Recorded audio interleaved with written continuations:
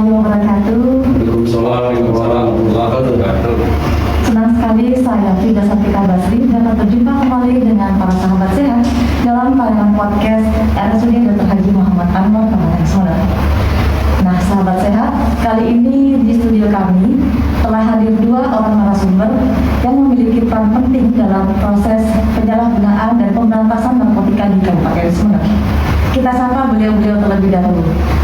Yang pertama yakni Kepala BNN Kabupaten Sumeneb, Bapak Bambang Sutrisno, STMM. Selamat siang, Bapak. Selamat siang. Assalamualaikum warahmatullahi wabarakatuh. Iya, apa kabar nih, Pak?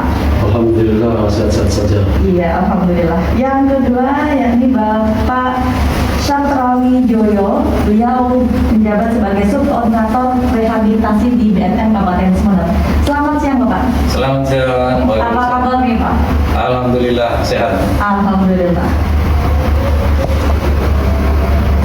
26 Juni kita peringati sebagai Hari Anti Narkotika Internasional. Hari Anti Narkotika Internasional merupakan suatu bentuk keprihatinan atas penyalahgunaan narkotika, sekaligus suatu bentuk gerakan perlawanan dunia akan penyalahgunaan narkotika dan peredaran obat-obatan terlarang. Tentunya yang berdampak buruk terhadap kesehatan, sosial ekonomi, keamanan dan perdamaian dunia.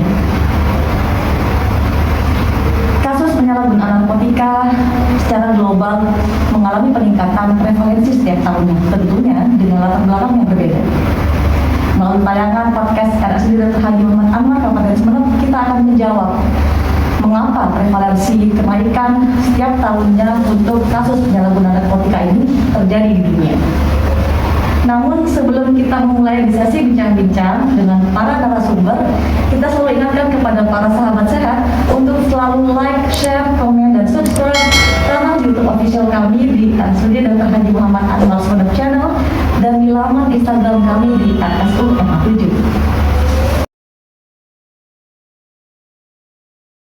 Narkoba itu adalah merupakan salah satu singkatan. Yang pertama yaitu narkotika, yang kedua psikotropika, dan yang ketiga bahan adiktif lainnya. Narkotika itu berasal dari tanaman atau bukan tanaman, atau zat baik sintetis maupun semi-sintetis, yang dapat menyebabkan penurunan atau perubahan kesadaran, hilangnya rasa, mengurangi sampai menghilangkan rasa nyeri, dan dapat menimbulkan ketergantungan. Itu adalah narkotika. Sedangkan psikotropika itu adalah zat atau obat baik alami maupun sintetis, bukan narkotika, yang berkhasiat proaktif melalui pengaruh selektif pada susunan saraf pusat yang menyebabkan perubahan khas pada aktivitas mental dan perilaku. Itu adalah psikotropika. Sedangkan banyak yaitu bahan adiktif lainnya adalah bahan yang tidak termasuk ke dalam golongan narkotika atau psikotropika, tetapi dapat menimbulkan ketergantungan. Ya. Sebenarnya apa sih Pak yang dikandung dalam narkotika itu sehingga dia bersifat adiktif terhadap seseorang? Yang jelas, yang pertama ya kan, bisa membuat orang jadi stimulan. Oh iya. Narkoba itu ya kan, Ya, ya. Nah, istilahnya. Yang kedua itu adalah ketergantungan. Iya. Stimulan terus apa lagi? Depresi, Oh, depresi juga. gitu ya kan? Halusinogen. Dan Jadi halusinogen. menjadi sangat cemas gitu. Iya, Gitu ya, Pak. itu kalau narkoba seperti Iya. itu. Jadi baru seperti itu bisa bikin orang itu depresi, ya kan, halusinogen, depresan lah istilahnya Iya. seperti itu. Jadi narkoba itu akan membuat orang seperti itu. Iya. Nah, kira-kira dari efek ketergantungan tersebut, kira-kira ada kemungkinan untuk sembuh nggak, Pak? Bisa, Bisa ya. tapi kalau sembuh secara normal itu nggak mungkin. Oh, Dan bisa sembuh itu apabila dilakukan rehabilitasi. Tanpa Kalau tidak rehabilitasi dilakukan nggak bisa. rehabilitasi nggak bisa sembuh mereka. Tingkat ketergantungannya akan semakin bertambah. Gitu. Semakin meningkat. Semakin meningkat atau bertambah gitu loh. Kenapa? Dan mereka bisa jadi gila gitu loh, masa seperti itu. Jadi malah seperti itu paling efek tingginya daripada bisa sampai gila. gila mati. Paling tidak seperti itu. Kalau sudah overdosis itu pasti mati. Overdosis, ya. Makanya dikatakan bahwasanya narkoba itu ya kan, Iya. secara medis itu ada 3. Ada 3. Orang pilihan hidup orang pakai narkoba ada 3. Yang Iya. pertama mereka harus bodoh. Iya. Jelas, dan ini tidak bisa ditawar. Iya. Yang kedua mereka harus sakit atau gila. Sakit atau gila. Yang ketiga itu adalah mati atau dipenjara. Wah. Mati itu juga dipengaruhi oleh dua faktor. Iya.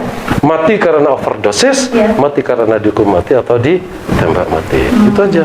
Iya, iya. Itu adalah secara medis. Iya. Tapi secara sosial, Iya. itu orang pakai narkoba itu akan jadi kriminal. Pasti itu, Pak. Pasti, ya kan? Akan jadi kriminal. Iya. Karena kenapa? Mungkin ya kan, mungkin di rumah sakit ini tahu ya kan, Iya. narkoba itu akan masuk kepada saraf otak manusia. Yang dihisap seperti sabu. Iya. Itu akan masuk kepada saraf otak manusia. Di saraf otak manusia itu akan membuka. Ketika sudah membuka, narkoba itu akan masuk. Ketika sudah masuk pada saraf manusia, itu akan menutup rapat. Nah, di sini kemudian itu bereaksi. Tapi ketika reaksinya sudah hilang, ya kan, ini membuka lagi. Membuka lagi, dalam membuka ini harus, ya kan, dikasih asupan narkoba tersebut lagi. Kalau tidak, mereka akan merasa kesakitan. Iya, iya. Maka dari itu dikatakan Makanya ya kan, secara sosial mereka akan menjadi kriminal. kriminal. Dan tidak sedikit kadang-kadang jadi kriminal. Di Kabupaten Sumeneb juga banyak. Banyak kasus. Gitu, banyak. Wah.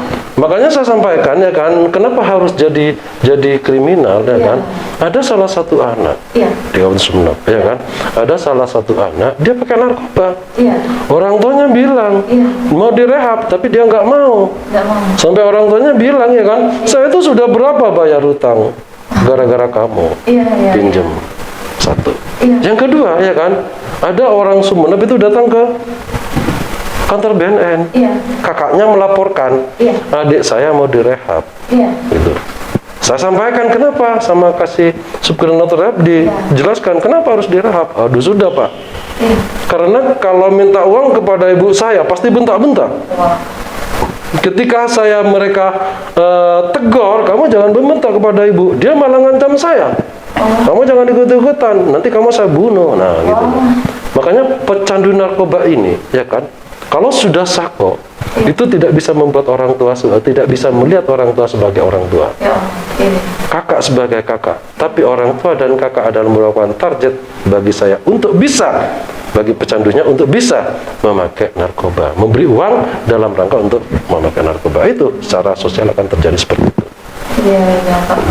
Kemudian sejauh ini nih Pak, dari Kepala BNN Kabupaten Sumeneb dan beserta timnya, apa yang sudah dilakukan nih Pak dalam proses penyalahgunaan narkoba di Kabupaten Sumeneb? Banyak yang sudah dilakukan oleh BNN karena ada 4 pilar program kerja BNN, Iya. ya kan? Yang pertama yaitu pencegahan. Iya. Bentuknya seperti apa? Sosialisasi, penyuluhan, FGD. Kepada siapa? Ya kan? Kepada lembaga pendidikan, baik dari SD, SMP, SMA sampai perguruan tinggi. Iya. Silakan penyuluhan, ya kan? Iya. Itu bentuk daripada pencegahan. Yang kedua, pemberdayaan. Iya. Pemberdayaan ini ya kan dilakukan kepada para pecandu atau korban atau kurir narkoba. Iya. Ya kan? Iya. Dia dibekali, ya kan? Istilahnya dibekali salah satu hal, istilahnya apa ya? Sesuai dengan profesi mereka. Dia sebagai apa? Iya. Misalnya mereka pintar main gitar, ya kan? Iya. Terus mereka pintar membatik, Iya. mereka pintar nyablon. Nah, mereka akan dibekali hal seperti itu. Iya. Tapi apakah di BNN ada? BNN sementara nggak ada. Tapi bagaimana BNN sinergi dengan OPD yang ada di pemerintah Kabupaten Sumeneb, Iya. ya kan? OPD yang bisa mengeluarkan atau bisa memberikan pelatihan terhadap para pecandu atau korban penyalahgunaan narkoba. Tapi BNN sudah melaksanakan kerjasama dengan Balai Latihan Kerja (BLK). Udah pernah sinergi dengan BLK. Iya. Jadi BLK yang menyiapkan sarana prasarannya, anggaran semuanya dari BNN. Karena di BNN juga ada anggaran untuk pemberdayaan. Pemberdayaan Itu, masyarakat. iya, itu adalah pilar kedua. Pilar ketiga itu adalah rehabilitasi. Rehabilitasi. Karena kenapa? Sesuai dengan Undang-Undang 35 tahun 2009 di pasal 54 juga disebutkan bahwasanya para pecandu atau korban penyalahgunaan narkoba wajib dilakukan rehabilitasi. Wajib ya Pak ya? Wajib dilakukan rehabilitasi, baik medis maupun sosial. Iya. Gitu loh. Itu Undang-Undang 35 tahun 2009 Iya. di pasal 54. Di pasal 55 itu disebutkan para pecandu atau korban penyalahgunaan narkoba wajib melaporkan dirinya. Nah ini nih, wajib melaporkan dirinya kepada institusi yang telah ditunjuk, baik IPWL, institusi penerima wajib lapor, maupun BNN. Ini di pasal 55 seperti itu. Ya kan? Kemudian ditarik lagi pasalnya ke pasal 128. Pasal 128 itu disebutkan bahwasanya para pecandu atau korban penyalahgunaan narkoba baik yang di bawah umur, ayat 1. Baik yang di bawah umur, ya kan? Nah, harus melapor apa? Jadi gini, di ayat 1 dikatakan para pecandu atau korban penyalahgunaan narkoba wajib baik yang di bawah umur supaya melapor. Ya kan? Harus dilaporkan oleh orang tua atau walinya sebagaimana pasal 55. Dalam rangka untuk bisa mendapatkan rehabilitasi medis maupun rehabilitasi sosial. Jadi saya ulangi lagi di pasal 128 di Undang-Undang 35 tahun 2009 pasal 128 ayat 1 disebutkan bahwasanya para pecandu atau korban penyalahgunaan narkoba yang di bawah umur, ya kan? Harus dilaporkan oleh orang tua atau walinya. Ya kan? Sebagaimana pasal 55 dalam rangka untuk mendapatkan layanan rehabilitasi medis atau sosial. Ini di pasal di ayat 1. Di ayat 2 disebutkan bahwasanya para pecandu atau korban penyalahgunaan narkoba baik yang di bawah umur yang tidak dilaporkan oleh orang tua atau walinya sebagaimana pasal 55, maka orang tua atau walinya dikenakan sanksi pidana selama 6 bulan dengan denda sebesar 1 juta. Untuk kasus di bawah umur ya Pak? Baik yang di bawah umur, gitu loh. Orang tua atau walinya, gitu loh. Harus dilaporkan. Yang nomor 1 kan jelas, ya kan? Yang ayat 1 harus dilaporkan, ya kan? Apabila tidak, yang ayat 2 apabila tidak dilaporkan orang tua atau walinya dikenakan sanksi pidana selama 6 bulan dengan denda sebesar 1 juta. Dan yang bersangkutan mendapatkan layanan rehabilitasi secara gratis. Gratis nih Pak? Iya. Itu untuk rehabilitasi dari BNN sendiri atau dengan institusi yang ditunjuk? Jadi BNN kerjasama dengan beberapa lembaga, terutama yang ada di Kabupaten Sumeneb. BNN sudah MOU dengan RSUD Muhammad Anwar Sumeneb, gitu. Terkait dengan rehabilitasi rawat inap. Kami juga kerjasama dengan Ghana Recovery Pamekasan. Jadi pada dasarnya di Ghana Recovery Pamekasan ini memang mereka sudah bagus dalam rangka untuk menangani para residen pecandu narkoba selama 3 bulan. Itu. Jadi kalau ada residen yang melaporkan, tapi yang melaporkan tadi disebutkan bahwasanya di ayat 2 itu dijelaskan yang dilaporkan oleh orang tua walinya, ya kan? Tidak dikenakan sanksi pidana. Tidak dikenakan sanksi pidana? Iya. Apapun statusnya? Tidak dikenakan sanksi pidana. Sekalipun yang terlapor adalah pengedar misalnya? Yang melapor pengedar? Pengedar kalau memang mereka mau insaf, dalam arti katakan seperti itu. Bisa ya? Meskipun pecandu, ya kan, melapor, tapi mereka cuma laporannya agar supaya tidak ditangkap, ya nggak bisa. Oh bisa. Tapi kalau keluar, ya kan, kalau keluar dia melaksanakan lagi ya harus ditangkap. Bukan kemudian layanan rehabilitasi untuk membebaskan mereka agar supaya tidak ditangkap dari jeratan hukum, tidak. Tapi kalau memang mereka melaporkan ingin berhenti, tapi setelah itu direhab, tapi mereka tidak berhenti, berarti kan main-main gitu loh saya. Berarti proses hukum tetap berjalan. Proses hukum tetap berjalan, gitu loh. Jadi proses hukum tetap berjalan. Jadi orang yang sudah direhab bukan kemudian tidak bisa ditahan atau diproses hukum, bukan. Ibaratnya mungkin bisa diberi kesempatan, mungkin seperti itu ya Pak? Diberi kesempatan dalam arti kata untuk berhenti, tapi bukan melakukan lagi.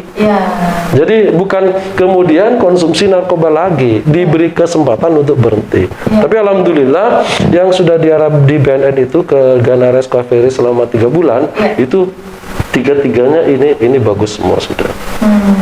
Yang semula orang ini bisa menghabiskan mobil dan tanahnya Iya. ya kan? Sekarang sudah tidak menghabiskan lagi. Iya. Yang kedua ini menghabiskan mobil 2, sekarang sudah tidak menghabiskan lagi. Iya. Jadi padahal seperti itu. Iya. Oh, makanya kalau memang sudah kecanduan itu parah memang. Untuk berhenti nggak bisa kecuali Susah, direhab. ya? Susah. Kalau cuma kasih tahu harus berhenti harus nggak bisa. Karena rehab ini dalam Edukasi rangka susah ya Pak ya? susah. Karena rehab ini dalam rangka untuk bisa menghilangkan detox atau racun di dalam otak manusia tersebut. Iya.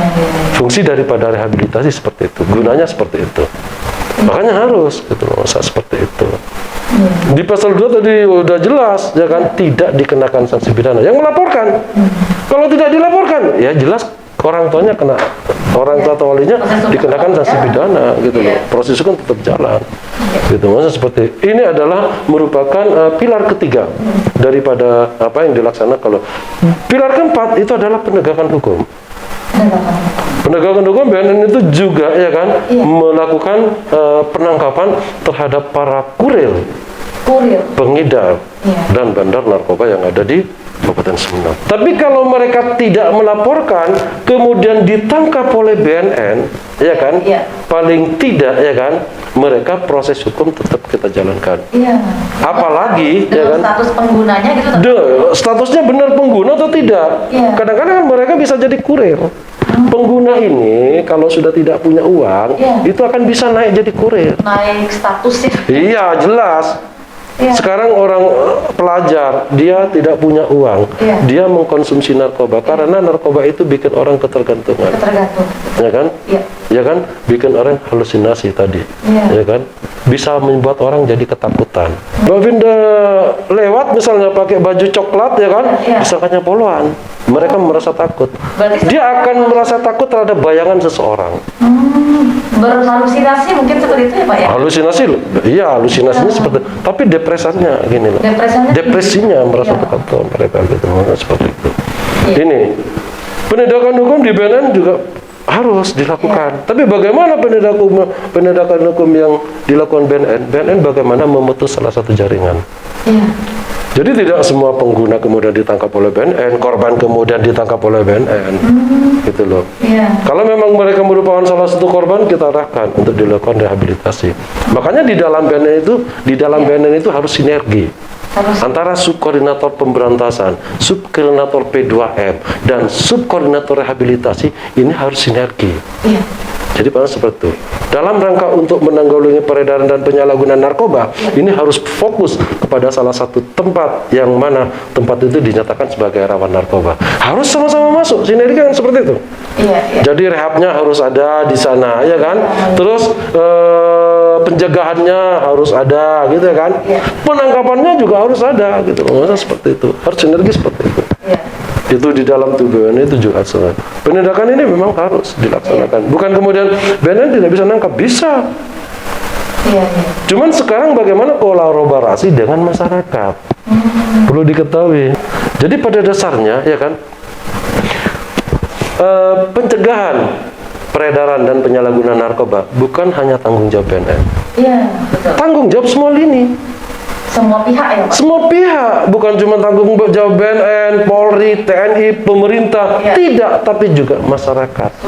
Karena apa yang disampaikan oleh Pak Presiden bahwasanya negara Indonesia itu adalah darurat narkoba. Kalau sudah dinyatakan darurat narkoba, kalau sudah dikatakan darurat narkoba kan berarti ini tanggung jawab semua. Tanggung jawab bersama ya? Tanggung jawab bersama. Karena masyarakat juga diatur dalam Undang-Undang 35 tahun 2009. Ada di sana masyarakat juga diatur. Justru kalau ada masyarakat atau seseorang yang melihat terjadi penyalahgunaan dan peredaran narkoba di wilayahnya, tidak dilaporkan kepada yang berwajib penegak hukum BNN ya kan, atau Polri, mereka akan dikenakan sanksi pidana selama 6 bulan. Makanya harus sinergi, gitu loh. Kita harus selalu kolaborasi dalam rangka untuk penegakan dan menurunkan prevalensi penyalahgunaan narkoba. Gitu. Untuk penegakan hukum sendiri nih Pak, ketika seseorang sudah dilakukan proses hukum, nah otomatis misalnya dia juga sebagai pengguna nih Pak. Nah ketika dia ditangkap, dia menjalani proses hukum, ketika dia mengalami suatu efek kecanduan atau misalnya sakau, nah ini perlakuannya seperti apa nih Pak? Kalau ditangkap ya kan, dia pecandu, sako, ya kan? Iya. Jadi padahal seperti ini. Kalau mereka ditangkap oleh Polres Iya. maupun BNN, Iya. dia sebagai pecandu atau korban, ya Iya. kan? Orang tuanya sesuai dengan pasal 127 Iya. itu bisa mengajukan untuk dilakukan TAT, tim asesmen terpadu, ya kan? Tapi lihat aja dia karakternya sebagai apa. Kalau memang mereka benar-benar sebagai korban, Iya. ya kan, Iya. nggak masalah. Iya. Satu. Yang kedua, barang bukti yang ditemukan di tempat tersebut Di TKP ya Pak? di TKP, kalau memang cuman sedotan aja, ya kan, ya kan, yang dikatakan bong itu, ya kan, Iya. cuman sedotan aja, ya kan, ya kan, bisa saja mereka sebagai pengguna atau korban. Ya kan? Iya. Tapi kalau umpamanya di sana lengkap, Iya. di TKP lengkap, ada bong, ada sedotannya, ada timbangannya, ada plastik klip kecilnya, ada guntingnya dan sebagainya, Iya. ya kan? Iya. Bisa saja mereka sedang melakukan takaran untuk bisa dijual keluar seperti itu. Berarti bisa dari penemuan volume pada saat di TKP? Iya, memang berdasarkan surat edaran Mahkamah Agung udah dijelaskan bahwasannya barang bukti di bawah 1 gram, ya kan, 1 gram. dilakukan rehabilitasi. Tapi statusnya sebagai apa mereka? Iya. Apa mereka memang sebagai pengguna? Iya.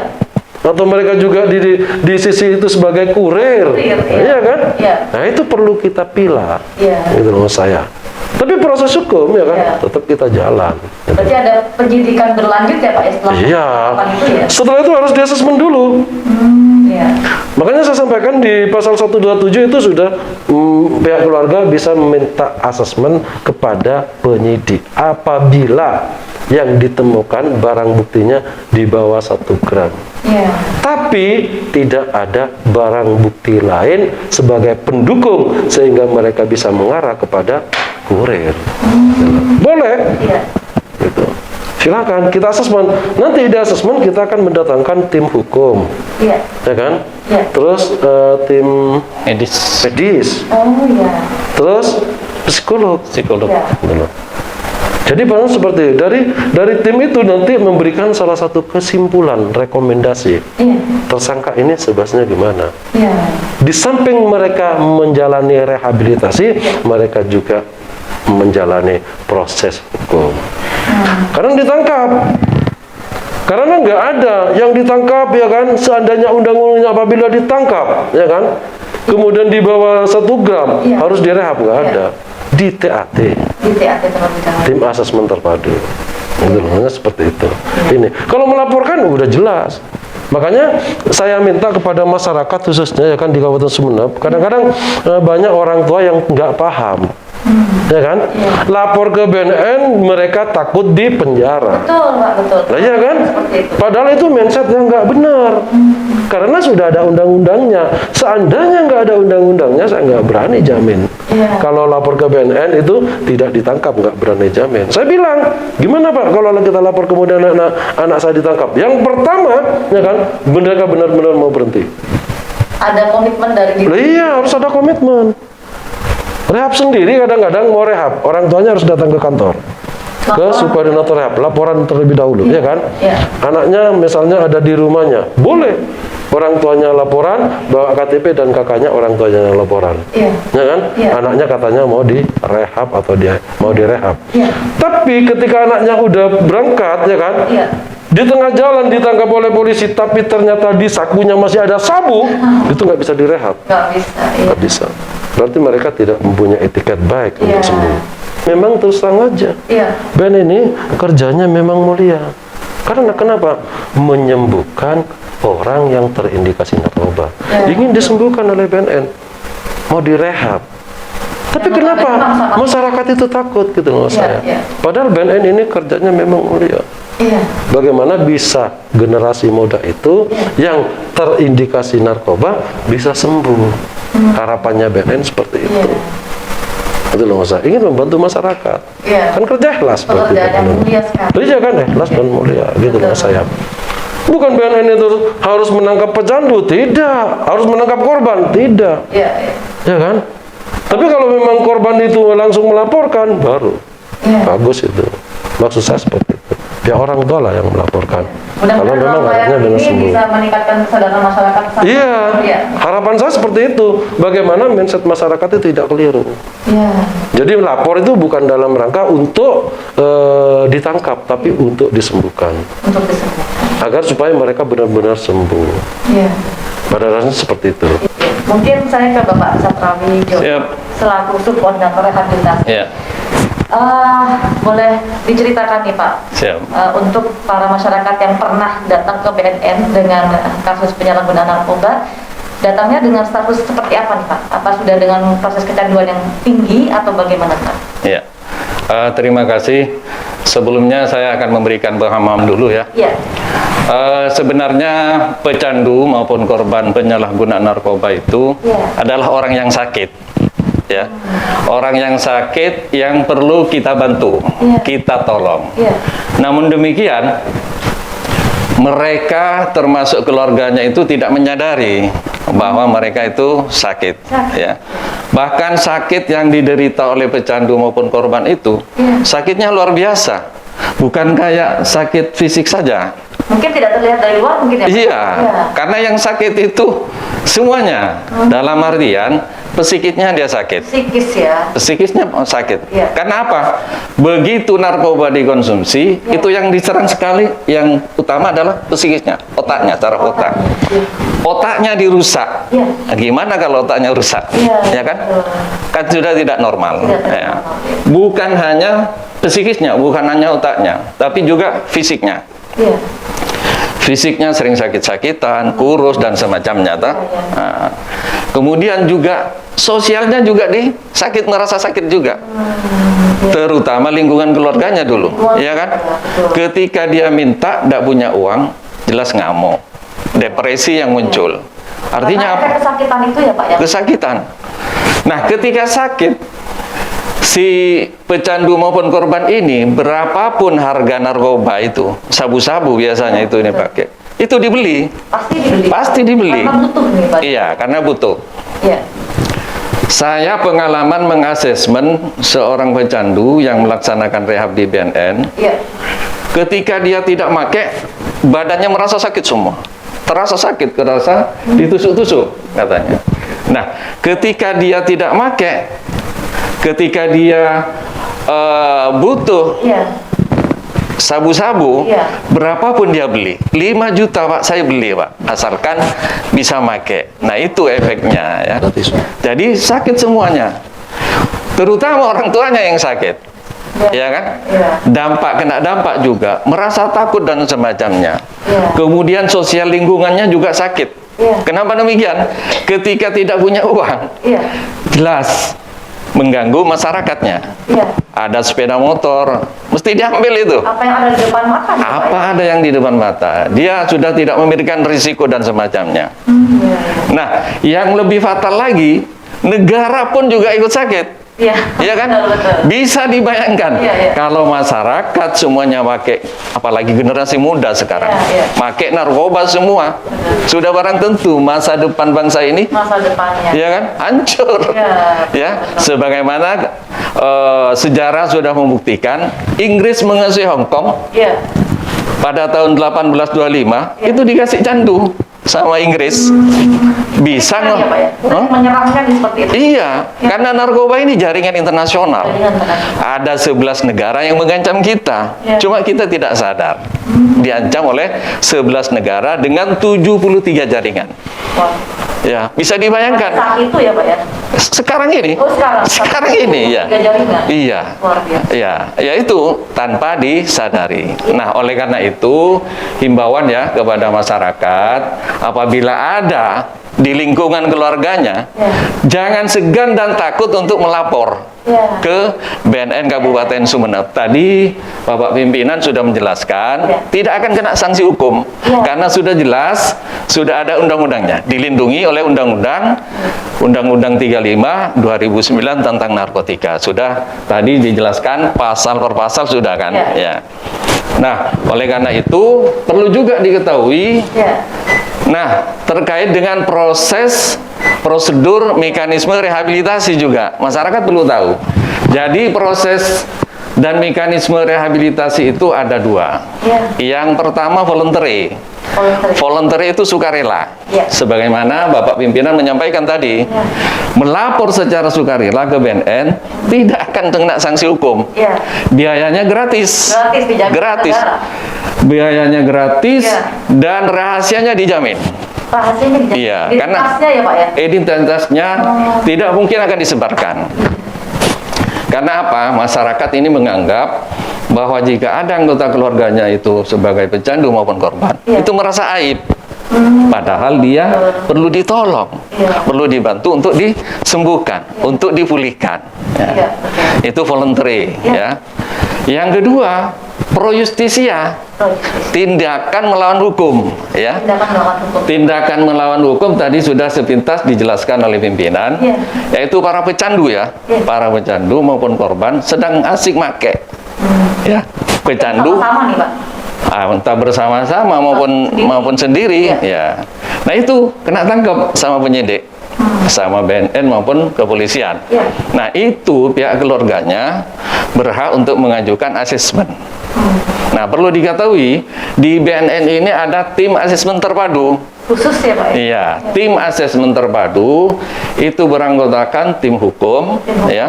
Tim hukum ini terdiri dari Kasat Narkoba Polres Sumeneb, Iya. ada Kasipidum Kejaksaan Negeri, Kejaksaan. kemudian dari BNN sendiri, Kasih Pemberantasan. Itu tim hukum. Kemudian ada tim medis. Gimana? Tim medis ada dokter, ada psikolog. Iya. Nah, ketika pecandu maupun korban ditangkap, sudah mengajukan asesmen kepada penyidik, Iya. penyidik minta ke BNN untuk dilakukan asesmen, Iya. maka dilakukanlah sidang di situ oleh tim asesmen terpadu, Iya. TAT tadi. Iya. Nah, tim ini merumuskan barang itu diperoleh dari mana, Oh. tingkat kecanduannya sampai mana. Apakah dia sebagai pecandu berat Candu berat. maupun sedang, ringan dan semacamnya. Itu di tim asesmen itu sudah disimpulkan, dapat disimpulkan. Nanti hasilnya akan muncul rekomendasi sebagai pertimbangan kepada pihak penyidik maupun tim hukum proses di pengadilan. Nah, oleh karena itu bagi masyarakat ya, Iya. jangan segan-segan, jangan takut. Jangan takut. BNN tidak akan menghukum Betul. bagi para pecandu maupun korban Yang yang melaporkan. akan melaksanakan rehabilitasi Yang ya. melaporkan. Yang melaporkan ya. Dan identitasnya juga dijamin. Jangan takut. Masyarakat kan persepsinya kan takut. Iya, betul. Ya, padahal itu dijamin oleh undang-undang. Biayanya gratis, Iya. dijamin rahasianya Iya. ya. Iya. Mungkin itu, Pak. Saya agak tertarik nih Pak, mengapa pada saat seseorang yang sudah kecanduan narkotika, dia sudah menjalani proses rehabilitasi, namun kembali terjerumus dalam penyalahgunaan narkotika, dari faktor apa nih Pak sebenarnya? Sebenarnya dalam pelaksanaan rehabilitasi itu di situ awal-awal sudah dilakukan pernyataan. Iya. Suruh nulis pernyataan artinya apa? Berkomitmen secara sungguh-sungguh untuk berhenti ya. Pada saat itu ya Pak? Pada saat itu Iya. ya.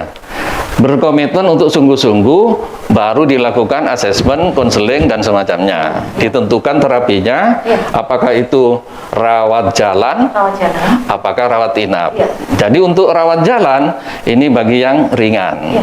Jadi hasil hasilnya ringan, kita lakukan rawat jalan. Iya. Di BNN sendiri punya klinik Pratama yang melaksanakan rawat jalan. Itu di Kabupaten Sumeneb ya Pak? ya? Di BNN, ini Kabupaten Sumeneb Iya, ya. iya. Jadi punya klinik Pratama namanya. Iya. Klinik Pratama BNK Sumeneb Iya. yang melaksanakan rehabilitasi rawat jalan bagi pecandu maupun korban penyalahgunaan narkoba yang hasil asesmennya dikategorikan sebagai pecandu yang ringan. Candu ringan. Ya. Rawat jalan. Tapi kalau rawat inap ini sudah hasil asesmennya yang sedang maupun berat. Iya. Ya. Jadi kembali ke komitmen tadi, Iya. ketika dia selesai melaksanakan rehabilitasi, Betul. abai terhadap komitmen itu. Iya. Karena apa? Karena- Pengaruh dari temannya, Lingkungan. lingkungan. Karena faktor narkoba ini yang paling dominan adalah faktor lingkungan. Dia dipengaruhi lagi sama temannya. Ya. Diajak lagi. Nah, kalau masih berteman dengan teman lamanya, Iya. itu tetap kembali lagi namanya. Lagi. Iya. Berarti mungkin dari Jadi begini, Ya. kembali kepada individu itu sendiri. Betul, betul. Ya. Ada salah satu di media sosial, orang barat itu sakit. Iya. dibawa ke rumah sakit, Iya. kemudian dia divonis sama dokter tidak akan sembuh, mereka akan mati Iya. karena narkoba. Iya. Kemudian mereka itu sembuh. Sembuh banyak teman-teman yang mempengaruhi karena nomor HP tetap punya. Iya. Dia bilang, ayo gimana dan sebagainya. Udah, saya sudah berhenti. Iya. Saya ini orangnya sudah mau mati. Alhamdulillah dengan Tuhan itu saya masih dikasih hidup. Terus mereka dipengaruhi oleh temannya. Makanya tergantung dari individu itu sendiri. Bagaimana kekuatan individu itu dalam rangka mengabaikan faktor teman dalam mempengaruhi mereka. Gitu loh saya. Iya. Tapi kenapa Pak masih ada? Ternyata yang di rehab di BNN itu ya kan, saya sampaikan tadi ada 3. Iya. Ya kan? Ternyata bagus. Jadi informasi dari pihak keluarga bagus. Dia bilang, alhamdulillah Pak Bambang, kenapa setelah direhab itu ya orangnya sering ke masjid. Nah itu loh. Alhamdulillah. Paling tidak dalam rangka untuk bisa menjauhi dari pengaruh teman, nomor HP itu harus dibuang. Iya. Iya. Memutus. Loh iya, memutus hubungan ya kan sosial yang berbahaya dengan teman yang lain harus dibuang. Tapi meskipun tidak dibuang tergantung dari individu itu sendiri. Makanya saya sampaikan tadi, yang orang sakit itu divonis dokter mati. Udah bisa nih sudah ini udah mati nih pasti katanya gitu. Tapi mereka dikasih kehidupan sama Allah gitu loh. Sehingga ada teman-teman mempengaruhi semua banyak itu mempengaruhi. Telepon derang gitu loh. Tapi mereka saya sudah tobat. Saya sudah berhenti. Gitu loh. Kalau saya tidak berhenti pasti mati. Nah, gitu loh, maksudnya seperti itu. Akhirnya mereka dengan sendirinya, ya kan? Makanya kekuatan dari mana? Nggak bisa. Kalau nggak dari dirinya sendiri, apa yang disampaikan oleh Subhanallah Rehab, ya kan? Mereka mengabaikan komitmen awal. Iya. Gitu loh. Kalau komitmen awal tidak diabaikan, mereka insya Allah tidak mungkin kambuh kembali. Dari diri sendiri. Dari diri sendiri, terutama. Dari pihak keluarga, dalam rangka untuk pengawasan. Makanya dalam hal ini ya kan perlu kita membangun bagaimana ketahanan diri keluarga itu agar supaya tidak terindikasi narkoba. Yang harus kita perhatikan dari pihak keluarga dulu. Harusnya bagaimana? Ketahanan keluarga dari keluarga dulu bagaimana gitu loh. Saya sampaikan. Kalau dalam salah satu keluarga ini yang menyalahgunakan narkoba, nggak mungkin dalam satu keluarga ini akan mencapai satu kebahagiaan, nggak mungkin. Ya kan? Apabila dalam satu keluarga itu anaknya ditangkap, kemudian divonis 12 tahun, orang tuanya pasti gelisah. Betul. Ya kan? Jangankan sampai sudah divonis 12 tahun, udah disidik aja bingung sudah orang tuanya gitu loh. Bagaimana dalam salah satu keluarga itu mencapai satu kebahagiaan? Gitu loh. Makanya kembali pada ketahanan diri keluarga dulu. Jadi pada dasarnya dalam rangka pencegahan itu bagaimana kita memperkuat ketahanan diri keluarga. Sudah kuat ketahanan diri dari keluarga baru kepada lingkungan. Dari lingkungan kuat baru kepada masyarakat. Itu adalah prosedur bagaimana agar supaya bisa mengantisipasi adanya penyalahgunaan narkoba di salah satu kelompok masyarakat tersebut itu. Untuk awal-awal nih Pak, ketika seorang baru mau coba-coba nih, benar mereka kan sudah tahu nih Pak bahwa ancamannya itu luar biasa terhadap juga mengancam jiwa juga. Mereka tahu bahayanya, tapi kenapa mereka masih ingin coba-coba nih Pak? Karena faktor lingkungan sosial kah atau bagaimana Pak? Coba-coba, makanya saya katakan sistem coba-coba pasti meningkat. Sementara yang coba-coba itu meningkat sekarang. Ya kan? Jadi di tahun 2016-2017 yang coba-coba itu dari 27% itu naik menjadi 39%. Yang coba-coba. Karena kenapa? Satu, mereka memang sudah tahu. Betul. Tapi apa yang mereka inginkan? Yaitu gaul. Karena terus terang aja yang dialami oleh BNN ada seorang anak-anak itu ditangkap oleh Polres, kemudian di TAT ke BNN, ya kan? Kemudian saya interogasi mereka. Kenapa kamu pakai narkoba? Betul. Tahu nggak kalau narkoba berbahaya? Iya Pak. Tahu ya Pak? Tahu. Kenapa kamu pakai? Karena saya diajak teman saya. Kenapa kamu mau diajak teman saya? Katanya teman saya kalau nggak pakai ini nggak gaul. Nggak gaul. Ini adalah faktor. Makanya anak-anak itu remaja pakai narkoba itu dipengaruhi oleh 3 faktor memang. Yang pertama, mereka benar-benar tidak tahu. Yang kedua, mereka ingin gaul. Dan yang ketiga, mereka adalah broken home. Makanya sehingga mereka tidak ada pengawasan dari orang tua. Dari keluarga, Kan kalau broken home mereka kan bersama dengan banyak. sehingga mereka mencari kebahagiaan di luar itu. Iya, mencari pelarian. Nah iya, mencari pelarian gitu loh, nggak usah seperti itu. Kalau tidak broken home, ada orang tuanya, kan Iya. pasti ada pantauan dan pengawasan dari orang tua agar supaya anaknya itu tidak terindikasi narkoba. Iya, mungkin karena itu remaja akhirnya menjadi sasaran empuk untuk para pengedar narkoba. Memang sasaran penyalahgunaan narkoba itu adalah pelajar. Itu tadi dipengaruhi oleh 3 faktor tersebut. Iya, Gitu loh. iya, Padahal udah tahu narkoba itu berbahaya. iya.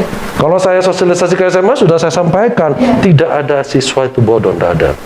Yang ada cuma siswa malas. Siswa malas. Iya kan? Iya, betul. Kalau pakai narkoba ya pasti bodoh.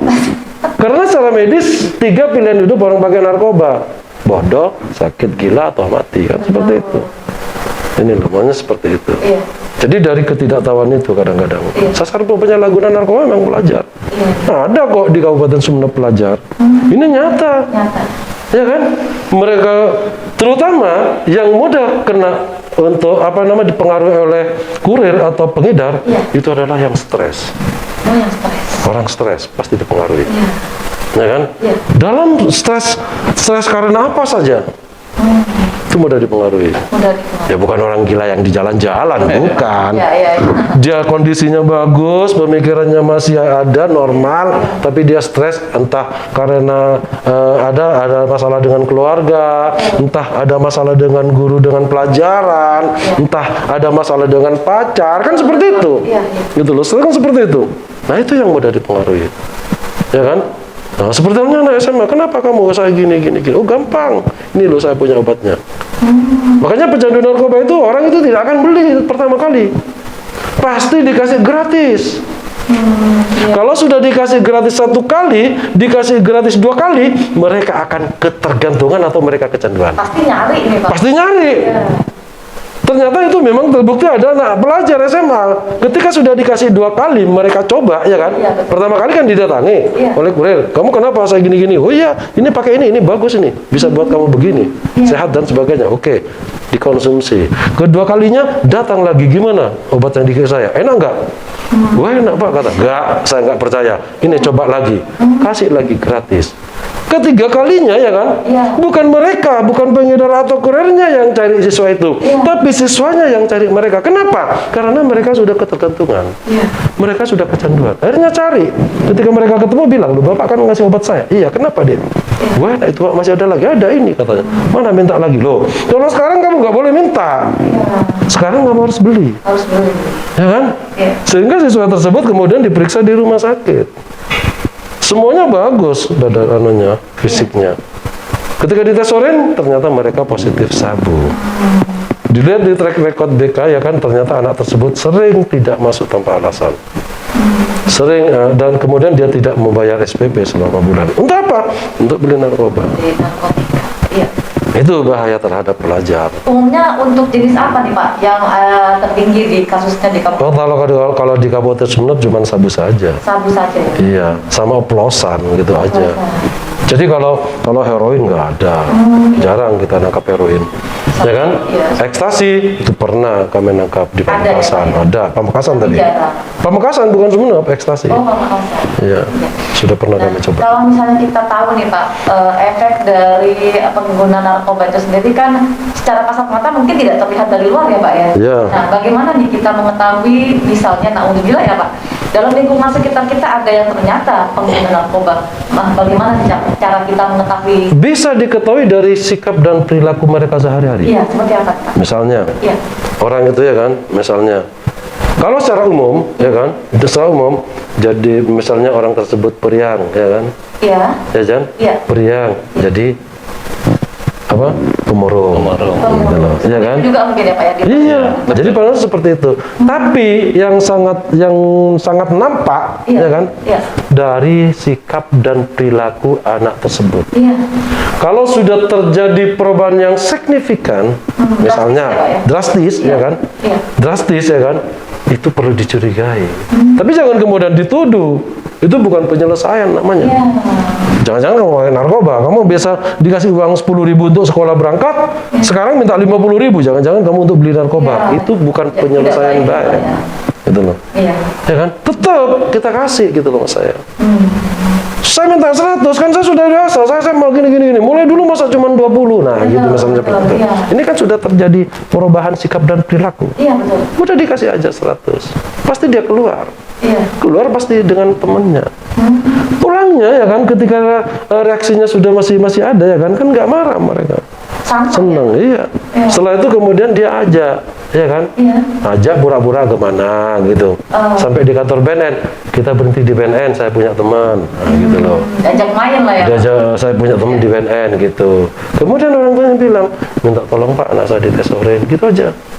Untuk bisa memastikan yang bersangkutan itu adalah benar-benar pemakai narkoba, cuma tes urin. Tes urin. Makanya saya katakan kita harus melihat perilaku, sikap dan perilaku daripada anak tersebut. Perubahan sikap dan Iya, perubahan sikap dan perilaku biasa. Iya. Makanya tadi, ya kan, bentak-bentak kadang-kadang sama orang tua.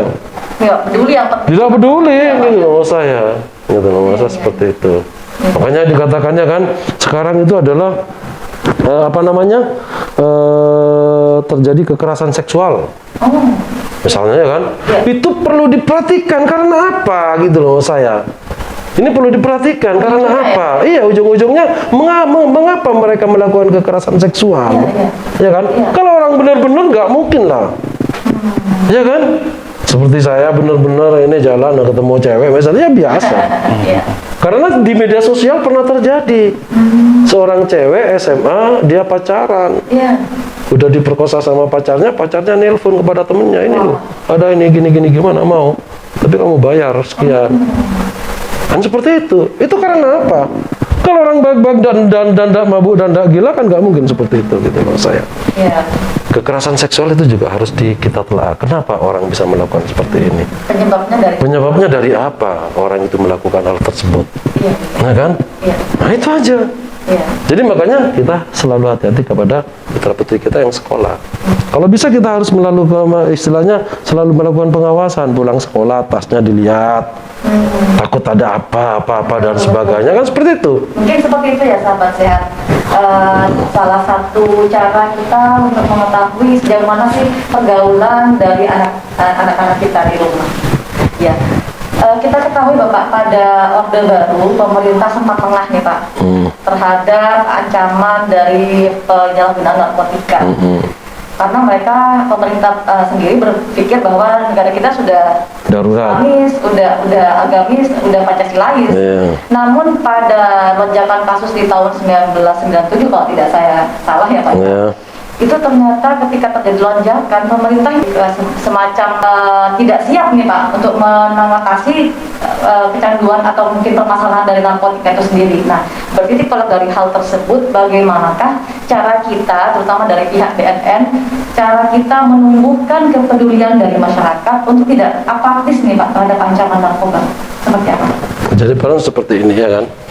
Jadi permasalahan narkoba ini bukan cuma permasalahan nasional. Betul. Tapi permasalahan narkoba ini adalah permasalahan internasional. Iya. Ya kan? Iya. Makanya dalam hal ini ya kan sudah saya sampaikan ya kan bahwasanya bagaimana pemerintah dalam rangka agar supaya masyarakat tidak apatis kan seperti itu. Iya. Jadi pada dasarnya sudah dikeluarkan yaitu yang namanya Impres 2 tahun 2020. Iya. Tentang rencana aksi nasional P4GN. Iya. Dan prekursor narkotika. Iya. Dari tahun 2020 sampai tahun 2024. Jadi semua kementerian maupun kementerian maupun lembaga harus selalu melakukan atau melaksanakan P4GN. P4GN dari sisi mana saja. Jadi pada seperti itu agar supaya masyarakat itu paham. Itu paham terhadap bahaya dan dampak penyalahgunaan narkoba. Sementara ini kan banyak masyarakat yang kurang paham. Gitu loh. Orang kadang-kadang ya tadi ada yang paham tapi karena ingin gaul gitu aja. Ya kan? Sementara ini memang pada dasarnya bagaimana untuk mengatasi ini ya kan? Terus aja ada P4GN BNN ini sudah melakukan 3 strategi dalam rangka untuk memberantas penyalahgunaan dan peredaran gelap narkoba. Strategi pertama yaitu soft power approach, yaitu melakukan tindakan secara preventif dengan ya kan istilahnya rehabilitasi dan pembentukan desa bersinar. Desa bersinar. Yaitu desa bersih narkoba. Itu soft power approach. Itu yang dilakukan strategi oleh BNN. Iya. Yang kedua itu adalah hard power strategi, hard power approach. Iya. Yaitu menyusun salah satu tindakan ya kan hukum yang ketat dan kuat. Jadi bahasa itu.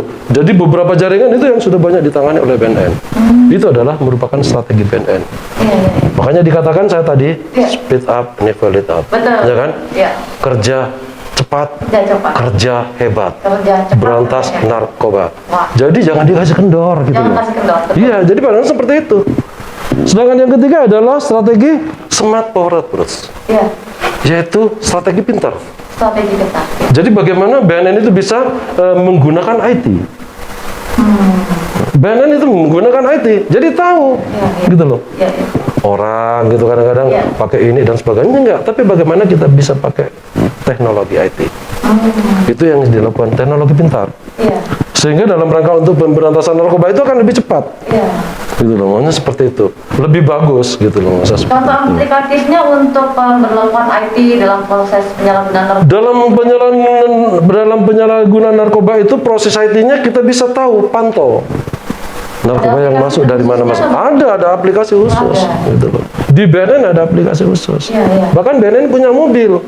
Wah. Mobil itu yang istilahnya dia sudah dilengkapi dengan beberapa IT, Iya. tahu mobil bandar itu belok kemana tahu mereka. Bisa, Pak. Ke kanan, Iya, ke iya. kiri ada. Sudah BNN berapa sudah unit nih Pak yang sudah dimiliki oleh BNN? banyak. BNN sudah memiliki IT yang sangat.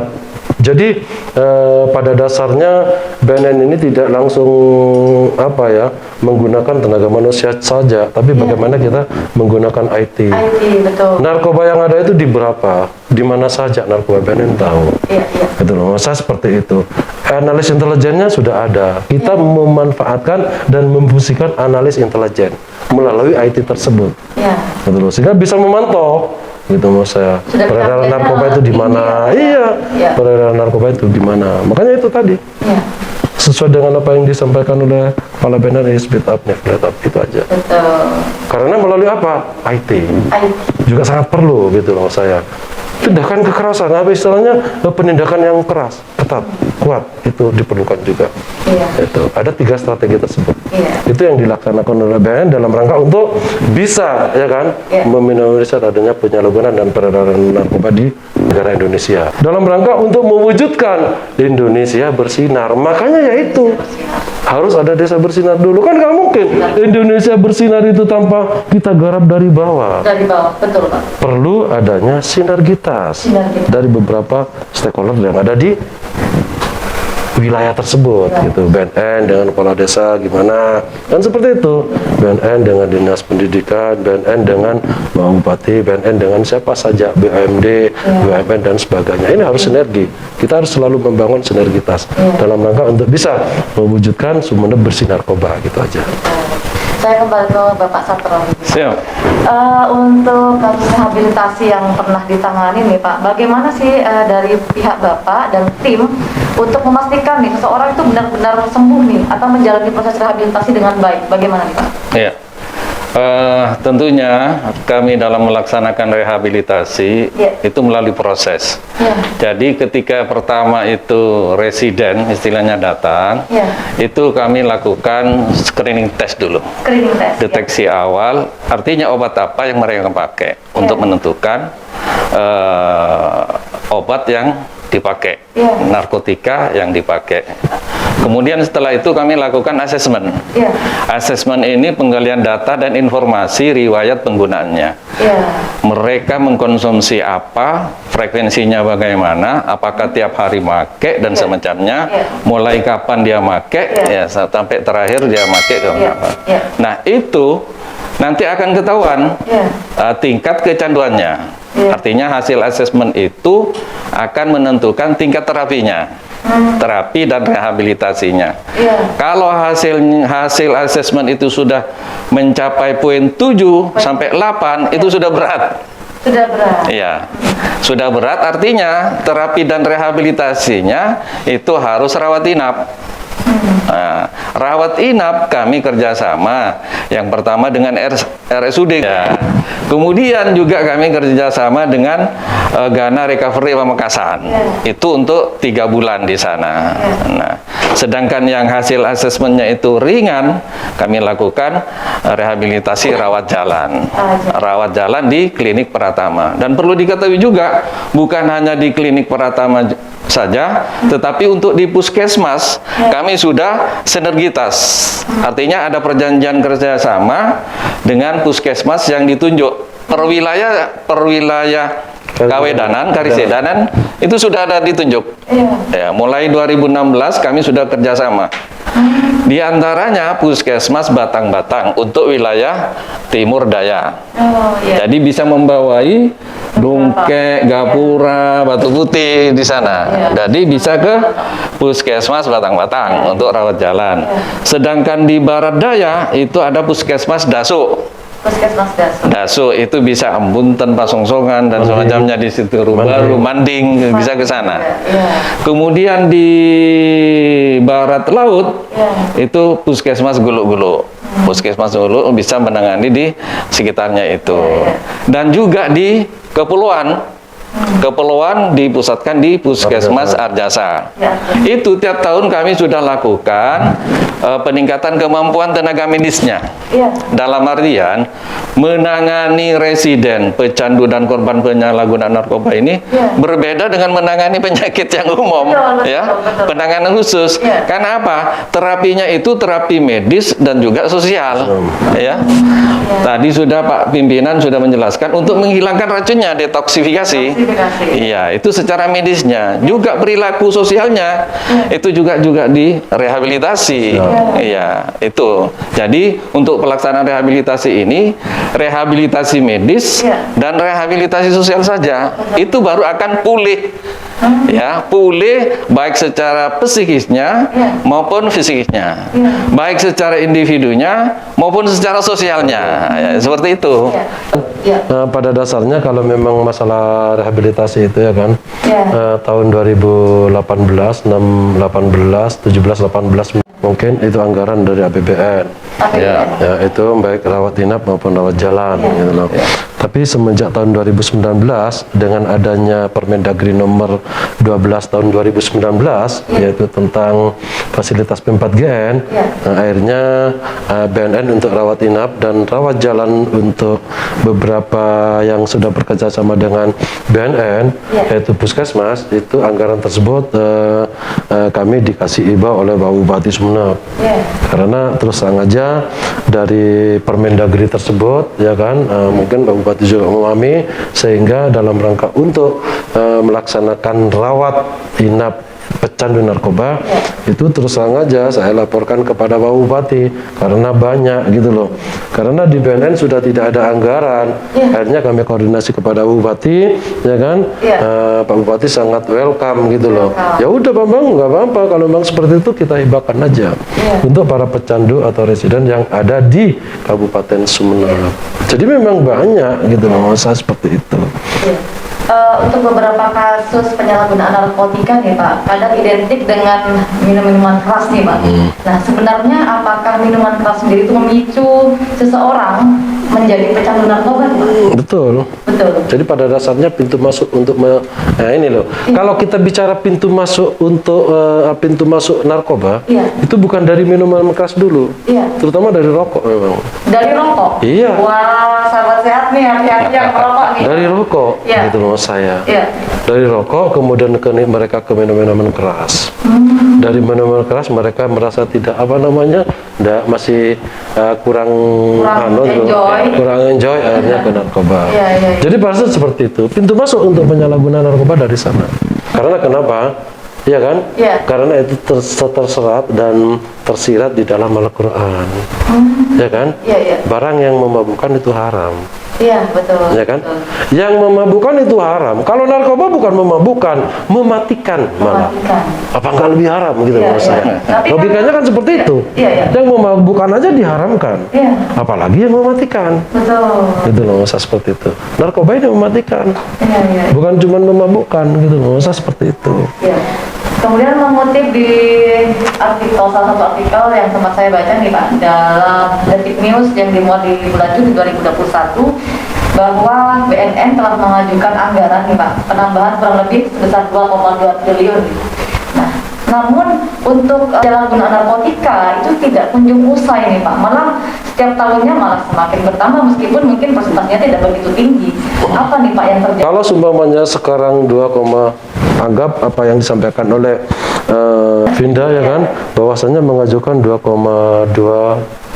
triliun kan, seperti itu ya kan. Ya. Anggaran itu untuk seluruh Indonesia loh. Ya kan? Iya. Pada saat itu anggaran kita masih 1,8. Sama 1,7, 1,8. Iya. BNNK-nya berapa seluruh Indonesia? Iya. Ya kan? Iya. Kalau umpamanya ada BNN, penambahan lembaga BNN baru, Iya. itu ya kan, anggaran itu tetap 1,7, kan mengurangi anggaran BNN yang lain. Ya kan? Betul. Gitu ya kan? Iya. Nah, sekarang kita dinaikkan 2,5. Iya, betul. Tapi dengan adanya penambahan lembaga baru kan cuma dapat 3. Iya. Padahal seluruh Indonesia itu Banyak. inginnya penambahan lembaga BNN itu banyak. Iya. Contoh aja, Iya. di Madura aja cuma 1, Cuma 1. yaitu Sumeneb, lembaga vertikal. Semadura nih cuma di Sumeneb nih Pak. Cuma 1 di Sumeneb. Jadi di Provinsi Jawa Timur cuma ada 17 BNN kabupaten kota. Wah. Sedangkan ya kan ada 38 kabupaten kota. Berarti kurang berapa kalau 17? Iya. Kan masih kurang 21. Iya. Ya kan? Iya. Yang mengajukan ya kan untuk pembentukan lembaga baru Sampang, Iya. ya kan? Iya. Madiun, Iya. Banyuwangi, Pamekasan, Iya. Jember. Ini 5. Iya. Kalau semuanya sekarang dari 1,8 atau 1,7 naik 2,2, Iya. untuk anggaran 5 aja kurang. Bayangkan, satu lembaga itu minimal aja 1,5, kan cuma dapat 3 lembaga. Padahal untuk wilayah Jawa Timur aja yang mengajukan kurang lebih ada 6. Iya. Lalu kemana tiganya mau dibiayai oleh siapa gitu loh saya? Gitu loh saya. Iya. Lain di provinsi lain. Lain, Gitu loh. iya. Jadi bukan kemudian apa ya dengan penambahan itu kemudian kenapa narkoba masih ada gitu loh. Iya. Kalau anggaran itu diperuntukkan untuk pembentukan lembaga baru, Iya. yang jelas nggak naik berarti Iya. kan seperti itu. Nah, misalkan nih Pak, untuk membentuk beberapa lembaga baru juga diimbangi nih dengan penambahan anggaran yang cukup. Kira-kira menurut Bapak efektif nggak Pak untuk menurunkan angka prevalensi? Yang jelas perlu diketahui ya kan, Iya. untuk BNNK Sumeneb aja, Iya. biaya sosialisasi ya kan atas permintaan masyarakat Iya. itu tidak ada anggaran non-dipa, Tidak ada Pak. tidak ada. Iya. Jadi misalnya sekarang KKN, Iya. ya kan, minta ya kan, Iya. minta sosialisasi, Iya. kita layani mereka. Iya. Tapi apakah ada anggaran di BNN? Nggak ada, Iya. gitu loh. Makanya dikatakan BNN ini adalah kerja ikhlas, Kerja ikhlas. gitu loh ya kan. Iya. Nah, kemudian ya kan, muslimat sekarang minta biaya untuk sosialisasi. Jadi yang dikerjakan oleh BNN banyak yang di luar anggaran BNN. Iya. Benar-benar kerja mulia. Iya. Sekarang ada pertanyaan, kenapa BNN kok tidak melakukan sosialisasi di sini-sini? Ya nggak bisa. Iya, betul. Karena anggaran untuk sosialisasi untuk ini dan nggak bisa. Kecuali BNN cuma melayani masyarakat. Karena BNN ini adalah dari masyarakat untuk masyarakat. Dari masyarakat ke masyarakat. Melayani kalau memang ada permintaan Iya. untuk sosialisasi, BNN datang. Iya. Kadang-kadang BNN saya sendiri kadang-kadang bilang sama salah satu lembaga, Iya. ayolah kita lakukan sosialisasi penerimaan siswa baru. Iya. Gimana Pak ya? Tapi nggak ada uang transportnya. Nah, malah dijadikan beban kepada mereka. Saya sampaikan, sampean jangankan uang transport, nggak ada makannya pun BNN kalau diundang pasti datang. Wah. Iya. Saya bilang luar benar ini. biasa. Iya. Kepada fatayat, Iya. muslimat, saya bilang, udahlah ngundang BNN. Iya. Ya kan, kumpulan di tim penggerak PKK desa, Iya. kumpulan tim penggerak PKK kecamatan, Iya. BNN nggak usah dikasih uang transport. Iya. Saya bilang seperti itu. Iya. Bukan cuma rehabnya gratis, Iya. gitu loh. Sosialisasi yang dilakukan oleh salah satu lembaga yang memang Iya. di sana tidak ada anggaran, ya kan? Iya. Itu silakan, Iya. nggak usah. Maaf sebelumnya. Iya. Tahun ini, pada saat tahun ajaran baru kemarin, ya kan, tahun kemarin, Iya. semua SMA itu minta agar supaya melakukan sosialisasi kepada siswa baru. Iya. SMP, ya kan, Iya. ya kan, Iya. itu minta kepada BNN. Kita bagi. Iya. Tapi sebelumnya saya sampaikan kepada anggota saya, Iya. jangan pernah bermain-main dan bergurau. Setelah sosialisasi, kemudian mereka bicara, Pak, nggak ada lagi. Jangan. Iya. Iya. Berarti Anda minta sesuatu kepada mereka. Udahlah, kalau sosialisasi silakan sosialisasi, udah selesai langsung pulang. Iya. Jangan ditanya lagi, Pak, nggak ada lagi, Pak. Iya. Nggak usah, langsung pulang. Iya. Kalau memang mau pulang, pamit kepada gurunya, penyelenggara, sudah selesai, Pak. Iya. Kami balik ke kantor, terima kasih. Gitu aja. Iya. Saya sampaikan seperti itu. Dikasih kue, dikasih air, tidak dikasih kue, tidak dikasih air, kita pulang.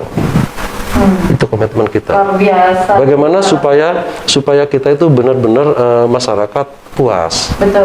dengan apa yang dilaksanakan BNN dan tidak membebani. Saya bilang kepada muslimat, sampai ada perkumpulan, Iya. ya kan? Ya. Tidak ada makan, tidak ada nasi, tidak ada kue, Ya. tidak ada air, silakan.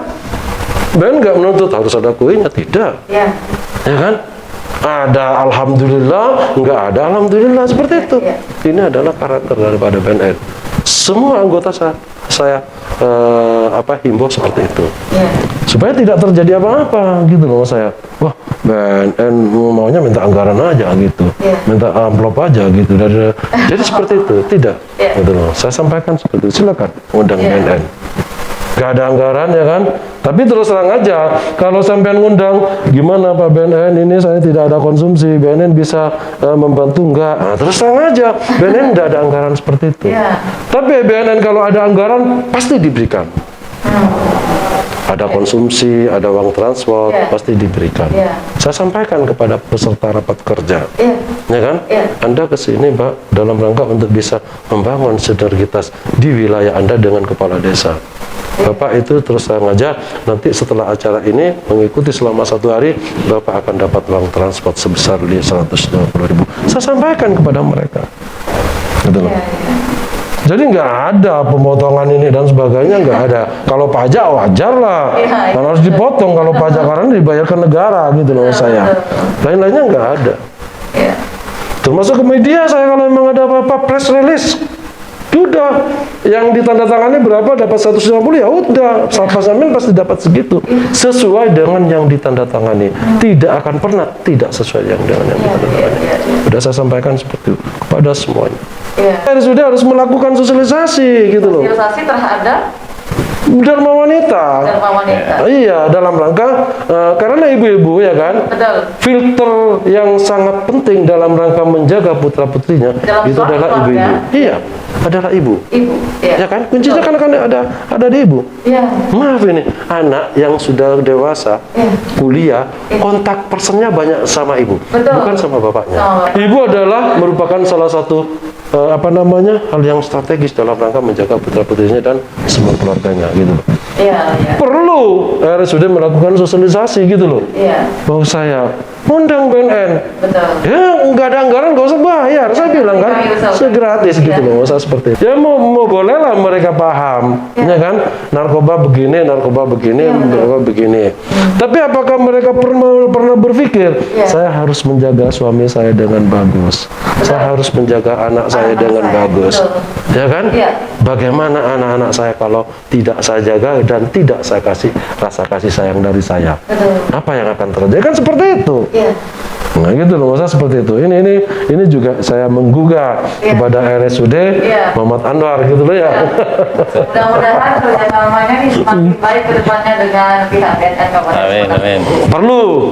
Perlu ditingkatkan memang. Karena kenapa? Perlu sinergitas gitu loh, Betul. kerjasamanya gitu. Iya. Ini Pak, menuju ke segmen akhir, mungkin menurut Bapak nih selaku subkoordinator dari rehabilitasi dan Bapak pimpinan kepala BNN, apa nih Pak punishment atau hukuman, entah itu hukuman secara sosial kah atau bagaimana yang baik kepada para pengguna ataupun pengedar ataupun kurir narkoba sehingga akhirnya mereka akan jerah menggunakan narkoba? Nanti ada undang-undang baru. Ya. undang-undang ini masih digodok di pusat. Ya.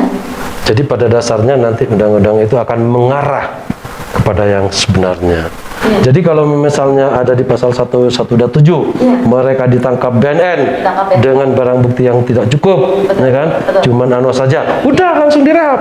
gitu. Ya. Jadi padahal seperti itu. Punishmentnya kepada para bandar ya kan, bagaimana kita bisa ya kan, Ya. istilahnya memiskinkan para bandar, gitu loh. Ya. Dengan cara apa ya kan?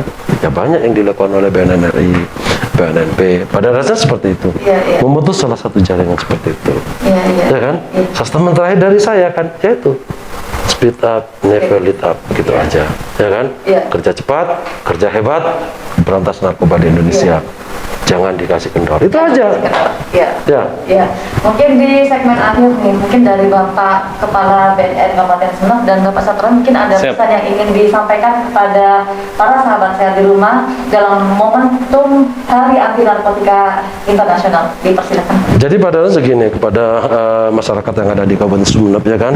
Yang pertama ya kan, mari kita sama-sama ya kan menjaga keluarga kita, lingkungan kita dan masyarakat kita dari penyalahgunaan narkoba. Itu yang pertama. Yang kedua, jikalau ada para pecandu atau korban penyalahgunaan narkoba yang butuh untuk disembuhkan, karena apa yang disahkan oleh Subkoordinator Rehab, pecandu narkoba itu ya kan, korban narkoba itu adalah orang sakit. Orang sakit itu adalah orang yang pantas untuk disembuhkan. Itu langsung bisa melaporkan kepada BNN, betul, agar supaya tidak dikenakan sanksi pidana. Padahal seperti itu, ya kan? Dan masyarakat yang ada di wilayah ini ya kan, terutama beberapa organisasi wanita ya kan, silakan jangan segan-segan itu mengundang BNN dalam rangka untuk melakukan sosialisasi. BNN tidak tidak memandang ada bayarannya, gitu loh. Meskipun tidak ada bayarannya, tidak ada air, tidak ada makanan, nggak masalah. Undang BNN gratis. Yang penting BNN dikasih tahu tempat untuk dilakukan sosialisasi dan penyuluhan itu di mana. Itu aja dari kami. Mungkin dari Superior Rehab. Ya, baik, terima kasih khususnya kepada masyarakat yang kedapatan di keluarganya itu terdapat pecandu maupun korban. Jangan takut-takut, ya, jangan segan-segan untuk melaporkan kepada BNN untuk dilakukan rehabilitasi. Itu sudah dijamin oleh undang-undang, tidak dikenakan sanksi hukum dan biayanya gratis, rahasianya pun kami rahasiakan, dijamin ya. Mungkin itu saja, terima kasih. Ya. Sampailah kita di segmen akhir. Terima kasih nih Bapak dari tim BNN Kabupaten Sumeneb sudah berkenan hadir di studio podcast kami nih Pak. Mudah-mudahan nanti di lain kesempatan bisa berkenan kembali hadir di studio podcast kami ya Pak ya. Boleh. Siap. Dengan tentunya dengan topik yang lebih menarik. Mari kita terus bersinergi bersama-sama dalam mencegah penyalahgunaan narkoba demi keselamatan generasi penerus bangsa yang berkualitas. Akhirnya saya Fida Satika Basri bersama para narasumber pamit undur diri. Sampai jumpa di tayangan podcast lainnya tentunya dengan topik yang lebih menarik. Saya Natu Drugs. Salam sehat dan wassalamualaikum warahmatullahi wabarakatuh. Salam sehat tanpa narkoba. Assalamualaikum warahmatullahi wabarakatuh. Ya.